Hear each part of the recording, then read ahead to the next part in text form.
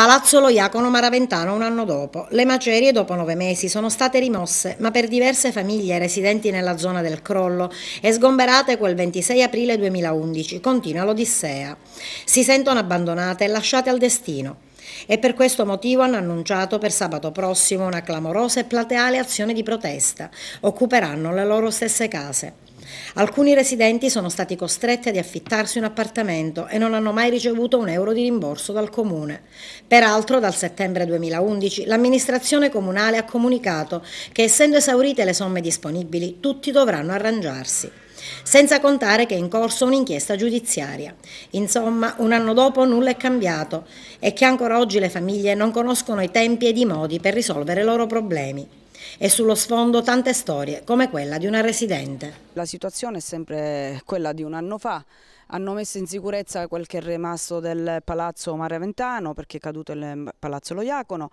La sicurezza dicevano che era per soltanto 6 mesi. Ora devono fare altri lavori dove il comune chiede dei soldi agli ex proprietari del Palazzo Lo Iacono, tra cui io avevo un piccolo magazzino che appunto ora non c'è più, come vedete voi. Non so di che parte si tratta del prezzo che vuole il sindaco. Comunque noi siamo qui, abbiamo messo l'avvocato, speriamo che andrà tutto bene, perché io sapevo che il palazzo, come dice Lillo Micciche, ormai faceva parte della proprietà del comune. Perché il comune le ha chiesto del denaro? Ha chiesto del denaro con precisione, non so, sempre tramite persone ho sentito dire che vuole all'incirca 50.000 euro, ma con precisione la lettera che mi è arrivata non c'è scritto il prezzo.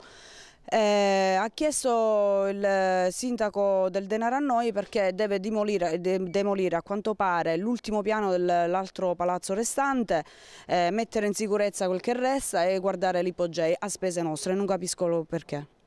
Quindi ha chiesto un contributo a tutti voi proprietari sia di appartamenti che di magazzini? Sì, proprio così. Signora, lei prima del crollo era uno tra i tanti abitanti che aveva dato disponibilità per puntellare il palazzo.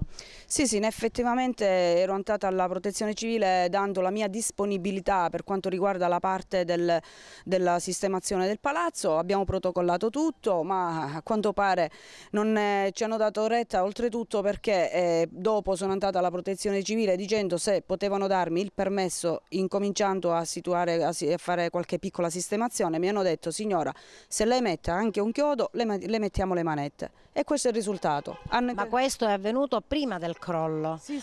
Oggi, nonostante la sua disponibilità, adesso chiedono soldi? Sì, chiedono soldi, 4 mesi di pena sospesa abbiamo, sia gli inquilini che io e mia sorella, perché avevamo questo piccolo magazzino in due, e soldi da uscire avvocati e di tutto, pur avendo ragione.